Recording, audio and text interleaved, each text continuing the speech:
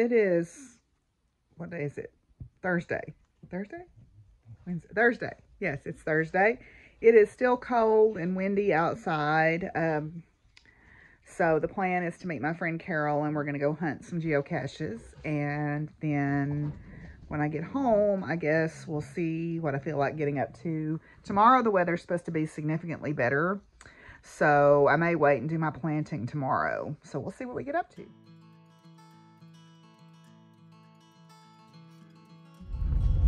What you looking at, buddy? He's watching the world go by.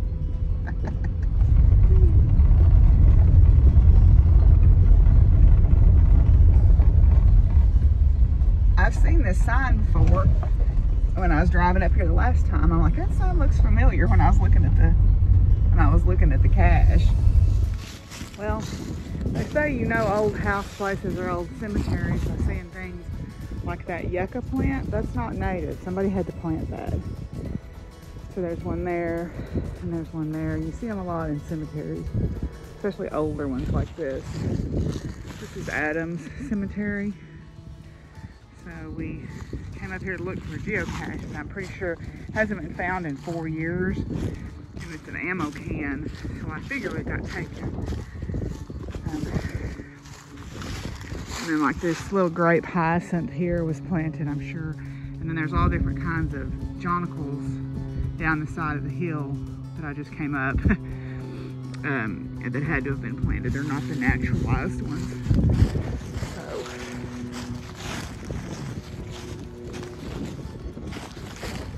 So it's moderately old. It's not super old. There's reasonably old graves in here. So yeah. A lot of World War II veterans buried here.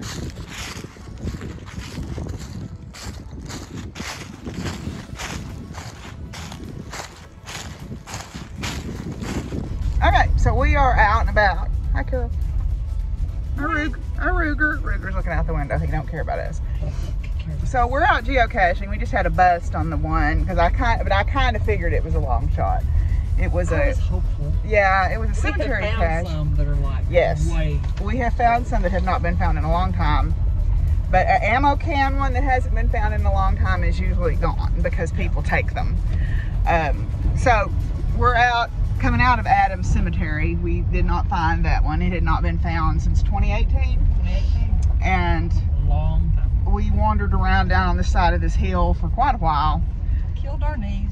Yes, and didn't find it. Is it that way? Yeah, it's that way, I think. So, I think. That's part of geocaching. Yes. You think? You spend a lot of time turning around and going back. So people want to know what geocaching is, and it's basically, I hate to call it a high-tech treasure hunt because then people think you find something like money. And you don't. But the joy of the hunt. It's the joy of the hunt. There's different ways you can access the caches, but geocaching.com, you sign up for a free account, and you can download the app on your phone. There's other apps like you use. What do you use? The one for Android. I use a different one than the official one. I use one for iOS called Cachely because I was a beta tester for Cachely. And oh, there is just a lonely water source right here. So hopefully we can find this one. CGO. Okay, so you use GPS coordinates to look for containers typically, not always, but containers that have a logbook in them to show that you were there. So hopefully we can find this one. Okay, so this one was on the fire hydrant. This is what's called a nano. It's a little teensy one. T90. Hopefully we can open it. When was the last time? Oh shoot. This one's rusted shut.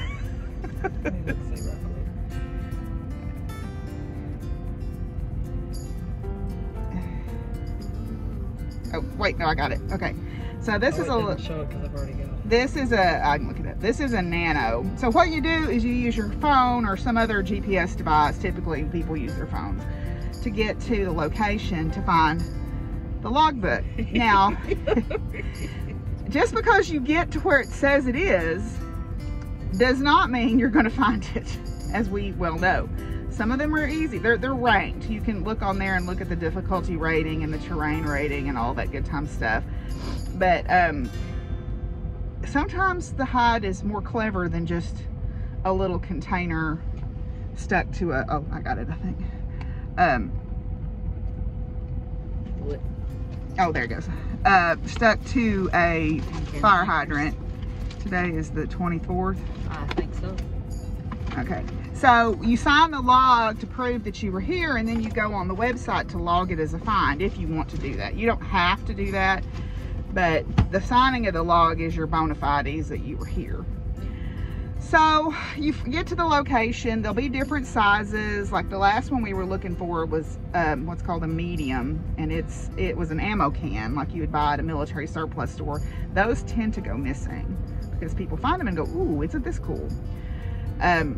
Metal cans are hard to come by anyway. Yeah. So there you go. Thank you. You're welcome. So you take them and you put them back where you find them. So this one was on this fire hydrant. So you just put it on the fire hydrant because it's magnetic. But there's different kinds that you can look for. That's a traditional, which means you find a container. There's other kinds. We both like doing earth caches, which are, you know, if you're a science nerd or a history freak. Or a history freak, yeah. There are different ones that you can do. Buckle up for safety. There's different ones that you can do that are like the earth caches, where you go to a location that's geologically interesting, right? And you do homework, basically. I know that sounds nerdy. I am a nerd. I fully own it. Never stop learning. No, you never stop learning. Or you can do virtuals or mystery caches, where you might have to do some research on the history of an area, or you might go to a graveyard and they might send you to a particular stone, and you're not looking for a container, you're looking for information. You're looking for numbers or letters or something off that stone. Like Dizzy Dean at Clarksville. Yeah, like Dizzy Dean at Clarksville is a good, and then you put those numbers in and you go to the next place. So it's like a multi-stage thing. There's all different kinds. There's events that are around geocaching. So there's like a community of people that you can get involved with. Of course, the pandemic kind of put a kibosh on events. But you know, it's a pretty fun group. We have a good time when we go out to events usually. There's a pretty good sized one at Paris, Arkansas, not France. They might have one there. They probably have one in Paris, France too, but Paris, Arkansas is where we go. And my cow's looking across the road. That's a big bull. He's like, hello, ladies. Hey, ladies, there's my babies. Some babies across the road there. But anyway, so you can go to events or whatever. There's a whole world of things you can do around geocaching, but it's a good activity for families or, you know, people that just want to get outside. You can do, if you don't want to do hard ones, you can select easy ones. If you like to do hard ones and climb up rocks and brush bust and all that kind of stuff, you can do that. Ticks and chiggers. Yeah, this time of year is a good time to do those because there's not very many ticks, chiggers, and snakes. But we have done some.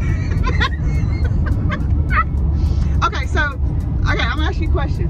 What's one of your favorite geocaches we've ever found? Can you think of one off the top of your head?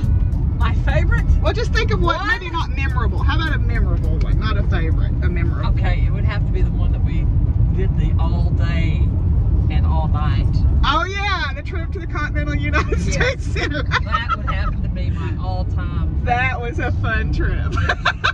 So we decide, we're very good about seeing something and going, I bet there's a geocache there. And you can get on geocaching.com, and if it's like a local interest thing, probably chances are fairly high that there's a geocache associated with it. So we decide one day, I think you saw a news piece. I think you saw something on the news about it. And you said, hey, did you know that the center of the contiguous United States is in Kansas? It's outside of Lebanon. It's just right that It's just a drive. Yeah. and I said, I bet there's a geocache there. And so there is. So we decide one day, we get up. No, it's Christmas. It's Christmas time.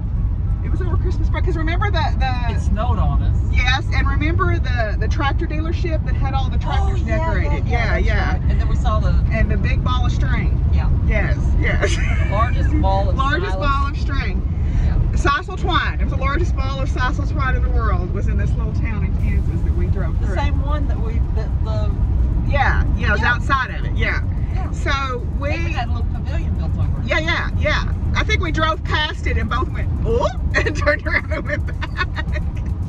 But we so we got out. I think I left my house at 4 a.m. and I picked you up about 5. Now, if we had just driven straight there, it wouldn't have taken as long. But of course, there's geocaches on the way, and we stopped at Oklahoma State University and did that one for that path tag. And so we took all of that. We were gone for 24 hours, basically. We got there about, what, 7 or 8 o'clock at night, and found the cache, and we turned around. Yeah, it was snowing, and we turned around and came back. And it was fun. We had a great time. Just a day. It was just a day, you know. We just one of those things you do. Yeah, that's definitely right up there. You know, though, another one that I remember is the one at Limestone with the buffalo. Oh, yeah.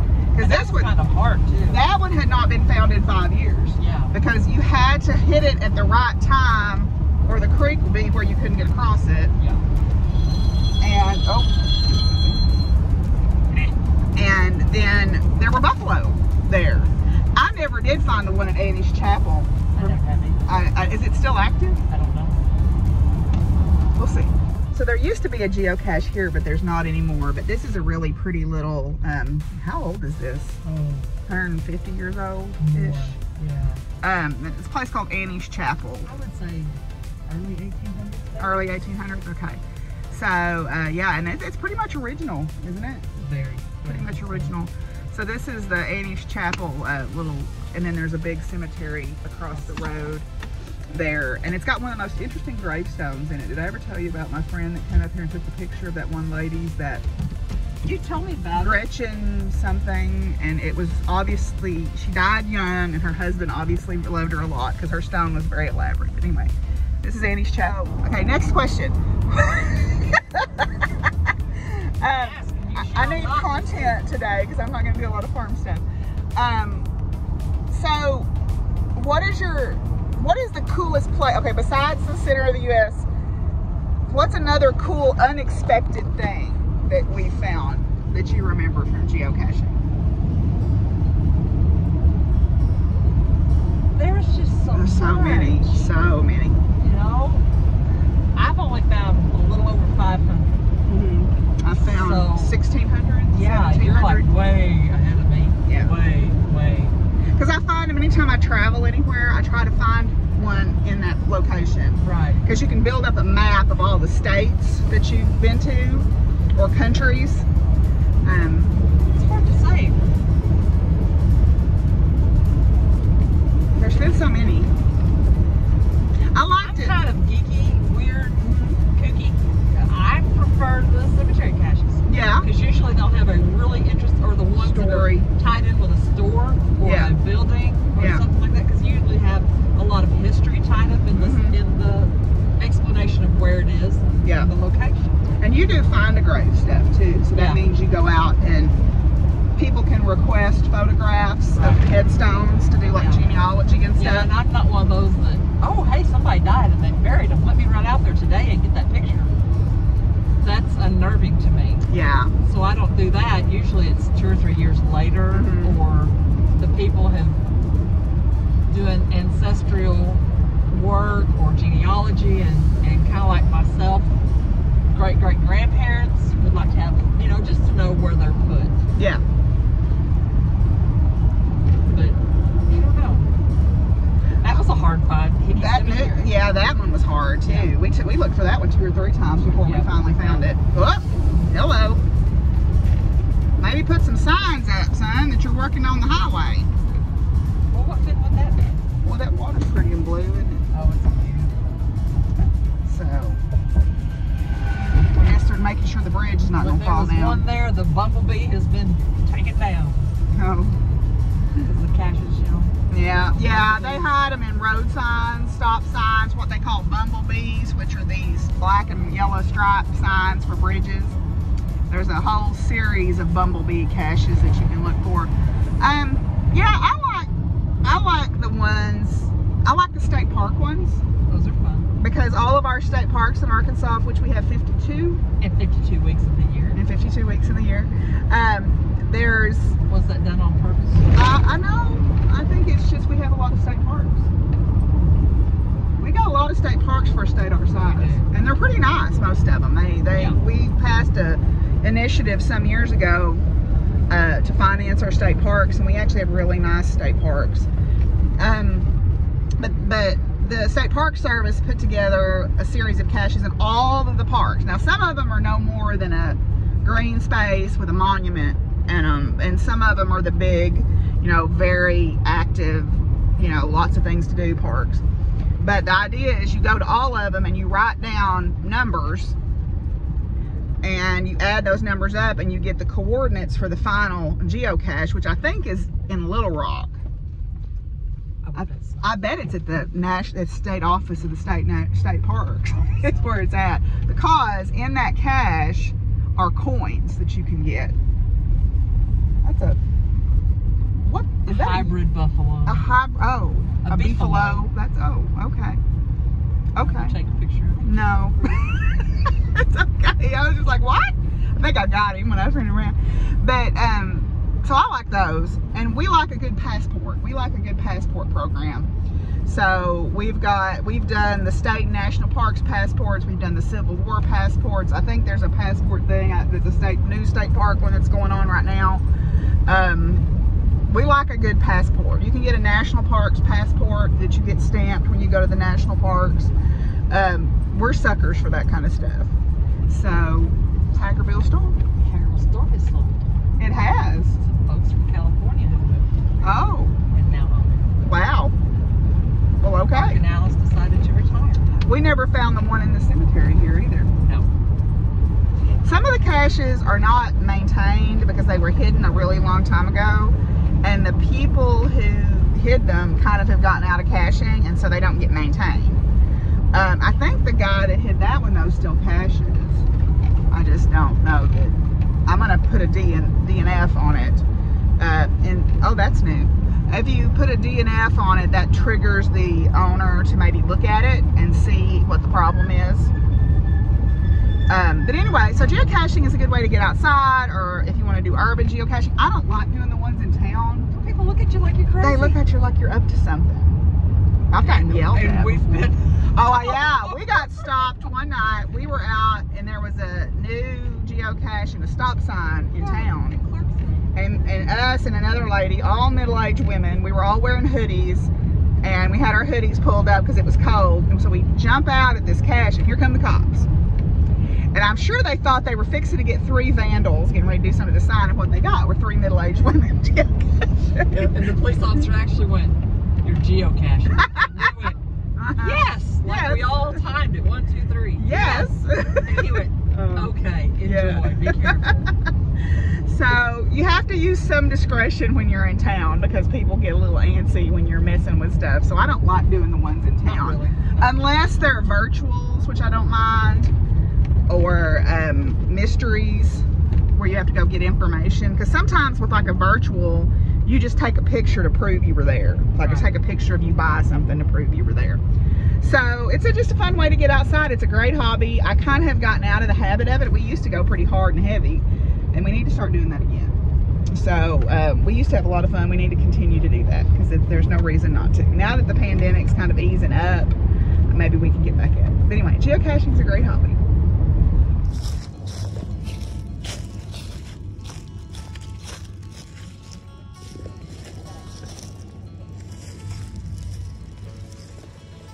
There it is. Doo-doo-doo.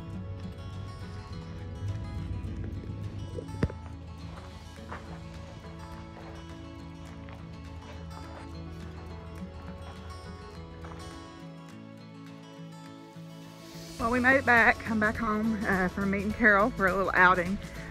We went out geocaching, as you saw, and then we found a really great nursery. It's fairly new, and they had a good variety of plants. They had a lot of interesting vegetable varieties, so when it gets a little bit warmer, I'm going to go back and pick up some. But I picked up some muscadine vines. They had some bare root muscadines. One of them is a purple variety and one is a bronze variety. here. And then also you can see here, I got a couple of different varieties of mint, and I went ahead and bought some vegetable plants so they wouldn't sell out. And then I got a rue, which is a great butterfly plant for swallowtails. Then at the co-op, I picked up some rosemary and some cold crop vegetable plants. But I'm pretty excited about these. I got strawberry mint, mojito mint, and let's see, what's the other one? Orange mint. So I'm interested to see how those do. And then I got a couple, I've got a Corno del Toro, bull's horn pepper, and I got some tomatillos, some green tomatillos, and then the two muscadine bare roots. And then the cold crops, I got Brussels sprouts, spinach, lettuce, cabbage, and broccoli. So I'm gonna take a little bit, oh, and leeks, I got some leeks also. So I'm gonna take my leftovers from the Mexican place in and put my feet up for just a little bit, and then I guess I'm gonna plant some stuff because these bare root plants for sure need to go in the mail. Okay, I also got my order from Blazing Star Butterfly. They're on Etsy. They sell pollinator plants, particularly larval plants for butterflies. So I ordered 3 rue plants and 3 purple coneflower plants from them. Purple coneflower is one of my favorite wildflowers. It's the one you see on my tattoos. One of the ones you see featured a lot in my tattoos. And I love to try to grow it, but I've never had good luck with it because I think I always put it somewhere that's either too wet or doesn't get enough sun. So I picked out another place. I'm gonna try it there. So we'll see if I can make it grow this year. And then rue is a somewhat tender perennial here, but it's a good larval plant for swallowtail butterflies. So I'm gonna try to grow that again this year too. I got 3 plants from the Etsy shop, but then today when we were at the greenhouse, we found some too, so I bought another one. So hopefully I'll be able to get some of them to grow. I'm going to plant those plants in a little while, but I'm going to put my feet up and get something to drink for a little bit and read for a while, and then I'll go outside and plant my plants. So I'm making a place to plant my muscadines. I have a trellis up here, but I let it kind of go. And what grew up around it were a whole bunch of Jerusalem artichokes. Jerusalem artichokes are an edible, they're a tuber. They make these tall stalks here. They look like a sunflower. But at the base of them, they make these tubers. See if I can find one. That one's one of these that I've pulled up here. They make these tubers that are a good replacement for potatoes. They are not as starchy as potatoes, and so some people prefer them as a starch replacement. So let me see if I can find a good one. None of those had good tubers on the bottom. Okay, I don't have my gloves on again. So here's the tuber, one of the tubers off the Jerusalem artichoke. It's a nice replacement for potato, as I said, and it has less starch and less carbs in it, so some people prefer it. Once you plant one Jerusalem artichoke, you will have them from now on. To show you, all those tall sticks over there, those are Jerusalem artichokes. All these right here, those are Jerusalem artichokes. I planted one plant about 6, 7, 8 years ago, maybe 10 years ago. That's what I have now. They spread like mad. Great investment if you need a good tuber crop, but they will take over if you don't keep them kind of beat back. So my blueberries are blooming. I actually have 4 different varieties of blueberry. So you need that for good fruit set for cross-pollination.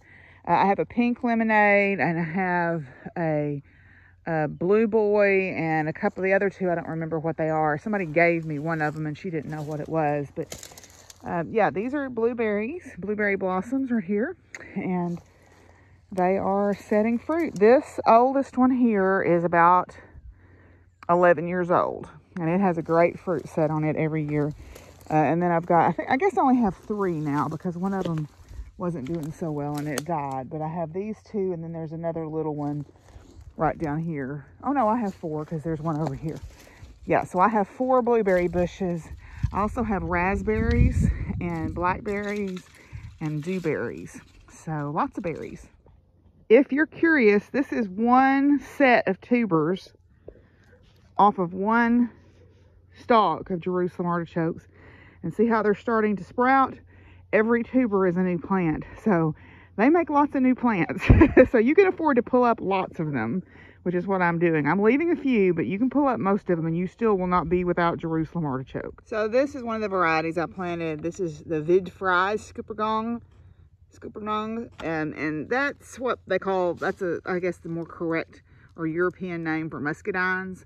Muscadines to me are the smell of fall. So that's one variety that I planted, and I'll show you the other. It's over here.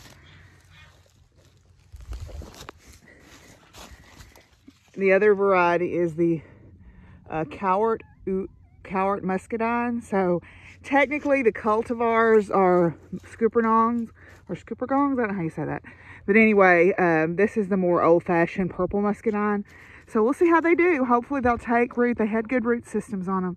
So hopefully they'll do well. So I had some people ask me about the dewberries. Dewberries are a cousin to blackberries, or they're sometimes called black raspberries. And they are very closely related, except they spread along the ground more. You'll see here.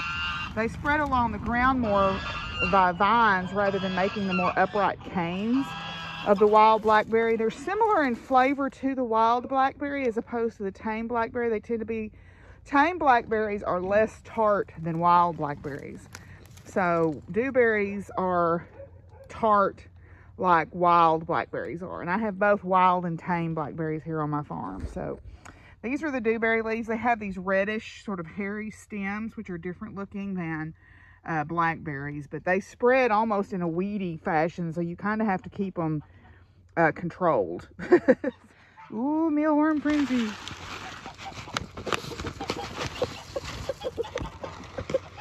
Ooh, it's a frenzy.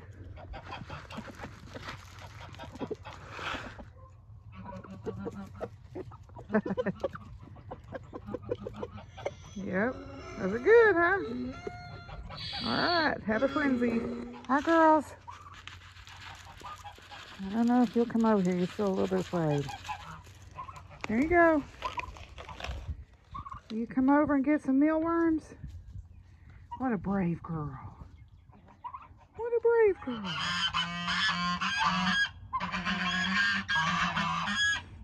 I'm not going to bother you. What a brave girl. What a brave girl. Still not sure, but you're coming up to me, so that's good. Yeah, you're coming up to me, so that's good. Good girls. Good girls. What shall we call you two? I don't know yet. We'll think on it. Why do you look like a crab? Why do you look like a crab? Snickers. Don't be a crab. Don't be a crab. Hi, Joe Donkey. Hi, Joe Donkey. I guess you're needing some minerals in your food because you're chewing on a burnt stick. What are you doing, buddy? You liking that? Okay. I'm trying something new this year. I found these at the co-op. I'm going to try leeks. I'm going to put them in one of these mineral tubs so that I can continue to add composted soil to them and build up around them and see if I can grow them. Never know till you try, right? And I love leeks, so let's see if we can grow them. Well, I think we have had a good long day, so I'm going to call it a day on this note, and I will see you guys tomorrow. Thanks for hanging in and watching.